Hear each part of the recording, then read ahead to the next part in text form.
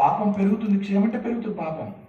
పుణ్యక్షయము కావాలి, పుణ్యము అక్షయమై కావాలి, కానీ పాపము అక్షయం అవుతుంది. కాబట్టి మొన్నటి వరకు కొంత కాపాడుకున్నాం పాపాన్ని. అక్షయ తృతీయ రోజు నాడు బంగారాన్ని కొనకుండా ఎవరున్నారో వారందరూ పాపాన్ని కొనుక్కోనట్టే లెక్క.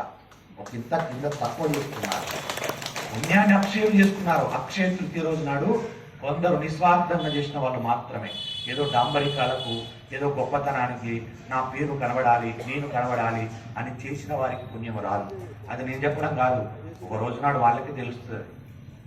అంబికానికి వెళ్ళి చేసేటువంటి పూజలు కానీ, వ్రతాలు కానీ, పరసేవ కానీ ఏది కూడా అది అతనిని పుణ్యం వైపు నడిపించదు. ఏది ఆశించకుండా, కనీసానికి తన పేరు కూడా చెప్పుకోకుండా చేసబడే కార్యక్రమమే పుణ్యానికి వెళ్తుంది. తన పేరు కూడా బయటకు రావద్దు. అలా చేసే కార్యక్రమము పరోపకారానికి వెళ్ళి తన పుణ్యలతలను అర్పిస్తుంది. ఇలాంటి క్రతువులు వచ్చినప్పుడు చావడు మనుషుడు మిగులుతాడు. బ్రహ్మంగారు కూడా అదే చెప్పారు. కాబట్టి ఇక్కడ వేదవ్యాసుల వారు చేసింది ఏంటంటే, నీవు ఈ యాగం చేయడం వల్ల పాపాత్ములు ఎవరు ఉంటారో వారు చేస్తారు, ఆ శక్తిని తట్టుకోలేరు, చేస్తారు. వాళ్ళు పుణ్యాత్ములు ఎవరు ఉంటారో వాళ్ళు బ్రతుకుతారు. వాళ్ళు ఎవరు ఇక్కడ చెప్పాడు ఏమని, నీ ప్రజలు యాగం చేయడం వల్ల నీ ప్రజలకు ఉన్న పాపాలు పోతాయి అన్నాడు. అలానే ఏమన్నాడు, మహాయుద్ధమే వచ్చి చేస్తారు. ఎవరు చేస్తారు? మహాపాపం చేసుకున్న వాళ్ళు చేస్తారు. అంత గొప్పగా విడమర్చి చెప్పారు. దీంట్లో ఉన్న అర్థం అది. కాబట్టి వెంటనే ధర్మరాజు గారు ఆలోచించి వేదవ్యాస భగవానునంతటి వాడు ఈ మాట చెప్పాడు అని, ఆయన రాబోయే 13 సంవత్సరములు అత్యంత కీలకమైన కాలం. ఈ కాలంలో జరిగే పరిణామములే మహాజనక్షయమునకు కారణమైన ఒక యుద్ధమునకు కారణమవుతాయి. కాబట్టి నేను ఒక నిర్ణయం తీసుకుంటానని తన తమ్ములైనటువంటి భీమార్జున నకుల సహదేవులను పిలిచాడు. పిలిచి వాళ్ళతో అంటున్నాడు, ఒక గొప్ప మాట మాట్లాడుకుని బాగా గుర్తుపెట్టుకోండి దయచేసి. మీరు దీన్ని మర్చిపోతే రేపు కానీ ఈ రోజు కానీ నడిచే ఘట్టాలలో మీరు తప్పులు వెతుకుతారు. తప్పులు వెతకద్దంటే ఈ మాటను బాగా పట్టుకోండి. ఏమిటి ఈ మాట అంటే, ఇలా ఆలోచించి ఇలాగా జరిగేది ఉందేమో, ఈ రాబోయే 13 సంవత్సరాలు 14 సంవత్సరాలలో ఏమి జరగబోతుందో, ఏదో జనక్షయం జరిగేది ఉంది. కాబట్టి ఇక్కడ నేను ధర్మాన్ని పట్టుకున్న వాడిని, ధర్మ సూక్ష్మం పట్టుకోండి చాలా జాగ్రత్తగా, ధర్మాన్ని పట్టుకున్న వాడిని ఎలా ఉండాలో అలా ఉంటాను అని తమ్ముల్ని పిలిచాడు. పిలిచి వాళ్ళతో అంటున్నాడు, సోదరులారా, నేను చెప్పే మాట జాగ్రత్తగా వినండి. రాబోయే 13 సంవత్సరములు అత్యంత కీలకమైనటువంటి కాలమని, మహాజనక్షయము జరిగే యుద్ధం ఒకటి వచ్చే అవకాశం ఉన్నదని వ్యాస భగవానుడు చెప్పి ఉన్నాడు. ఇప్పుడు మహాయుద్ధం జరగబోతుంది. మహాయుద్ధం అంటే పాపాత్ములు చచ్చిపోయే కాలం రాబోతుంది 13 సంవత్సరాలలో. అది రావాలంటే ఇప్పుడు నేను ఒకటి చెయ్యాలి, వచ్చే అవకాశం ఉన్నదని వ్యాస భగవానుడు చెప్పాడు. కాబట్టి నోరు విప్పి మాట్లాడి ఎవరైనా అప్రీతికరమైన పని చేస్తే కోపం వస్తుంది. అసలు నేను ఎవరికి అప్రీతి కలిగించకపోతే సమస్య రాదు. నేను 4 మాటలు తప్పుగా మాట్లాడితే మీకు కోపం వస్తుంది. నేను మాట్లాడకపోతే మీకెందుకు వస్తుంది కోపం? అలా నేను మాట్లాడకపోతే ఎలా ఉంటుంది? ఇక సమస్య రాదు. అందరికీ ప్రీతి ఎలా కలుగుతుందో అలాగే నేను ప్రవర్తిస్తా. అందరి ప్రీతికి నేను కారణమైతే దాని వలన నాకు వ్యక్తిగతంగా కష్టం వచ్చిందా, సుఖం వచ్చిందా, అది వదిలిపెట్టేయండి. ఇప్పుడే నేను ఈ క్షణంలోనే ప్రతిజ్ఞ చేస్తున్నాను అన్నాడు. అంటే రాజు కదా, ఒకవేళ రాజు చేసే పొరపాటు వల్ల ప్రజలకు ఏమైనా యుద్ధం వస్తే ప్రజలు చచ్చిపోకూడదు అనేది ధర్మరాజు యొక్క ధర్మం. ఆయన ధర్మం ఏంటంటే పాపాత్ములు కూడా చావకూడదు, వాళ్ళు కూడా బ్రతికే ఉండాలి. వాళ్ళు బ్రతికి ఉండాలంటే నేనేం చేయాలి? నా మాట వల్ల ఏమైనా దురుస్తనంగా మాట్లాడితే పక్కపంటి రాజులు వచ్చి యుద్ధం చేస్తారేమో.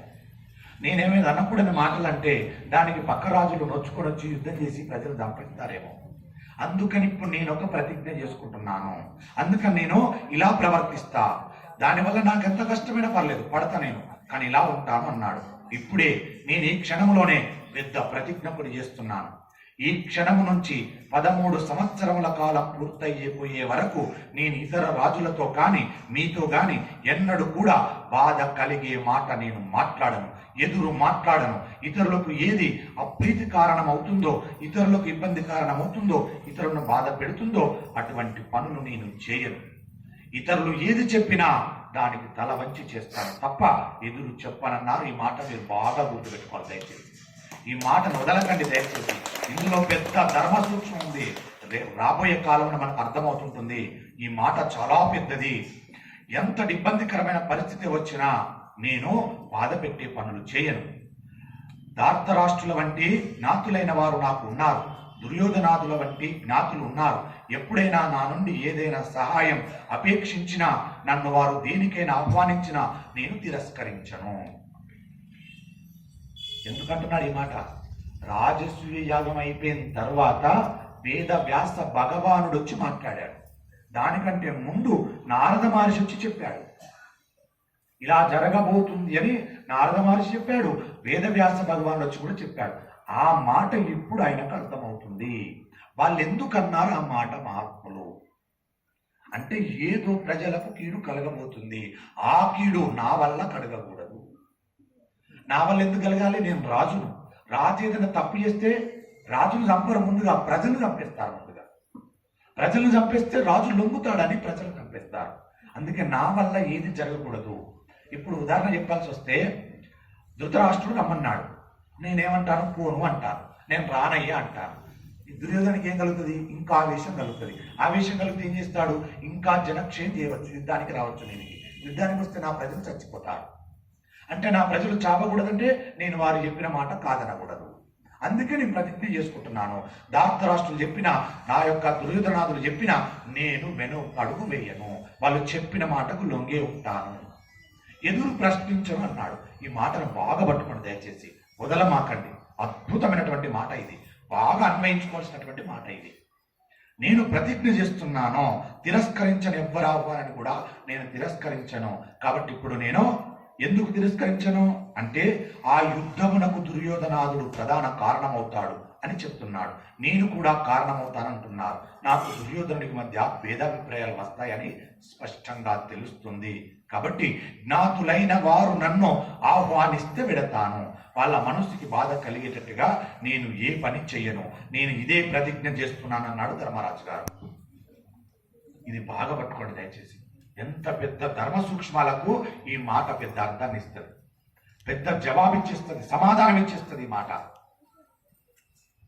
ఇంకో పెద్ద ప్రశ్న మనకు, కొందరికి ఇప్పటికి అర్థం కాని ప్రశ్న, తన్నోడి నన్నోడేనా, నన్నోడి తన్నోడేనా అనే ప్రశ్న ఇప్పటికి కొంతమందికి అర్థం కాలేదు.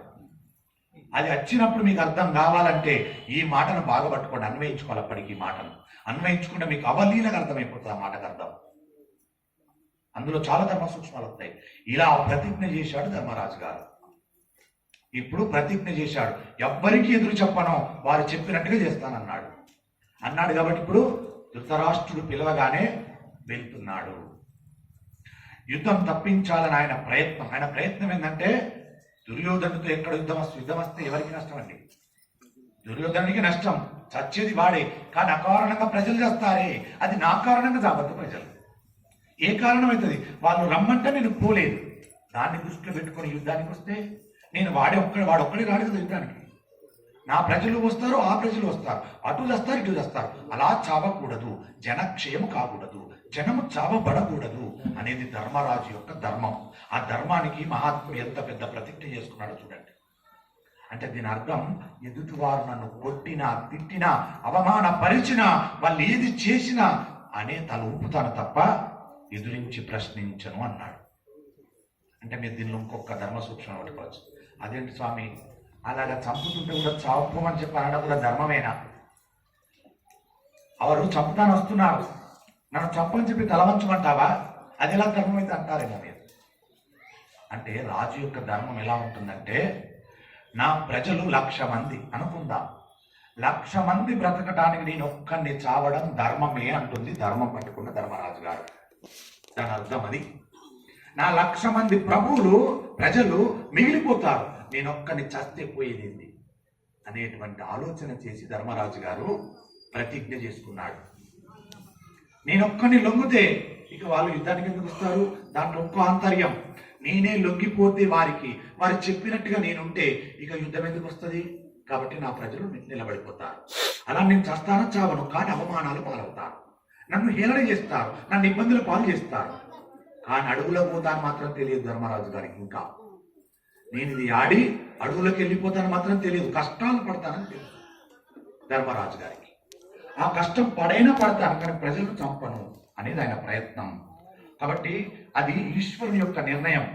ప్రతిజ్ఞ చేసి జ్ఞాతులు అడిగినది కాదని అన్నాడో అదే యుద్ధం తేవడానికి కారణమైంది. అది ఈశ్వరుని నిర్ణయం. ఈశ్వరుని నిర్ణయం ముందు మనుష్యుల నిర్ణయములు నిలబడవు. ధర్మస్థాపన కోరికే కృష్ణ పరమాత్మ అవతారం రావడం జరిగింది. అటువంటప్పుడు భూమి మీద అధర్మం పెరిగిపోతే ధర్మ సంస్థాపనకు అంతమంది రాక్షసుల సంహారం జరగకుండా అంతమంది అధర్మాత్ములైన వారు రాజుల రూపంలో భూమి మీద ఉంటే వాళ్ళందరూ సంహరించబడాలి. అంటే కురుక్షేత్ర మహాసంగ్రామం జరగకుండా ఎలా ఉంటుంది? జరిగి తీరాలి, జరుగు తీరుతుంది. కాబట్టి ధర్మరాజు గారు ఏది ప్రతిజ్ఞ చేశాడో అదే కురుక్షేత్ర మహాసంగ్రామం జరగటానికి కారణమైంది. అందుకని ఒప్పుకున్నాడు. ఇంద్రనేమ ధర్మ సూక్ష్మం ఇలా చెప్తున్నాడు, కానీ పరమేశ్వరుడు దానికి ఎటుముడి పెడుతున్నాడో చూడండి. ఆయన ఈ ప్రతిజ్ఞ చేసి లొంగి ఉండకపోతే అక్కడ జరగవు. అది జరగకపోతే ఈ యొక్క పాపాత్ములు సంహరించబడరు, రాజులనే పాపాత్ములు. ఒకవేళ ఇప్పుడు ధర్మరాజు గారు ప్రతిజ్ఞ చేయలేదు, వాళ్ళు చెప్పినట్టే నేను వింటానని ప్రతిజ్ఞ చేయలేదు అన్న మాటను మీరు అలా ప్రశ్న రూపంలో మనసులో పెట్టుకోండి కాసేపు. తర్వాత మీకు తెలిసిపోతుంది ప్రశ్న పరిష్కారం. వెంటనే తమ్ముళ్ళు అన్నారు తమ్ముళ్ళు కూడా అంటున్నారు. ఏమంటున్నారంటే, అన్నయ్య, మేము నీ హితమును కోరేవాళ్ళం, నీ మంచిని కోరుకునేవాళ్ళం. నువ్వు ఎవ్వరికి అప్రీతికరంగా ప్రవర్తించను అని ప్రతిజ్ఞ చేశావు. మేము కూడా ప్రతిజ్ఞ చేస్తున్నాం. ఇక్కడే పడిపోయింది. ధర్మరాజు ఒక్కరు ప్రతిజ్ఞ చేశారు, ఇతరుల మాట నేను కాదనను, వారు ఏది చెప్పినా చేస్తానన్న మాట ఆయన ఒక్కడు ప్రతిజ్ఞ చేసుకున్నాడు. వీళ్ళు నలుగురు చేయకపోతే అయిపో, మహాభారతం మరోలా ఉండే. కానీ ఇక్కడ ఈ నలుగురు కూడా అన్నారు, అన్నయ్య నీ వెనకాలే మేము, నీవు ప్రతిజ్ఞ చేశావు, నీ బాటలో మేము నడుస్తున్నాం, మేము కూడా ప్రతిజ్ఞ చేస్తున్నాం, నీవెలా ఉంటే మేము అలానే నిన్నే అనుసరిస్తాం అన్నారు. కాబట్టి నీ హితము కోరే వాళ్ళం కాబట్టి మేము కూడా నిన్ను అనుసరించి ఉంటాం అని వాళ్ళు కాదు అని అనకుండా మేము నిన్ను అనుసరిస్తాం, ఇది మా ప్రతిజ్ఞ, అప్పుడు యుద్ధం రాకూడదన్న నీ కోరిక తీరుతుందేమో చూద్దామన్నారు. అన్నగారి కోరిక యుద్ధం రావద్దనేది, యుద్ధం రావద్దని ప్రతిజ్ఞ చేశాడు. ఈశ్వరుని కోరిక వేరు. ప్రతిజ్ఞ చేయించి వీళ్ళని లొంగదీసి వీళ్ళని అరణ్యాలకు పంపించాలి ఈశ్వరుని అనుగ్రహం. అది ఇంకా తెలియదు ధర్మరాజు గారికి. ఏదో జరుగుతుందని తెలుసు కానీ అరణ్యాల వాసాల కోసం తెలియదు ధర్మరాజుకి. ఈ ప్రతిజ్ఞ చేసిన వీళ్ళ మనసులో ఏముంది? ఇలా చేస్తే లొంగుంటాం, వాళ్ళ మీద యుద్ధానికి పోం. వాళ్ళు లేదా నగుడని మాట అంటే భీముడు ఊరుకుంటాడా, అర్జునుడు ఊరుకుంటాడా, నకుల సహదేవులు ఊరుకుంటారా? ఊరుకోరు. కాబట్టి యుద్ధం వస్తుంది. యుద్ధం వస్తే ప్రజలు చేస్తారు, చావకూడదని ధర్మరాజు గారు ఈ ఆలోచనతో చేస్తున్నాడు. మనుష్యుడు చేసే ఆలోచన అలా ఉంటుంది, కానీ పరదేవత చేసే ఆలోచన వేరుగా ఉంటుంది. ధర్మరాజు గారు ప్రధానముగా అది మాయాద్యూతం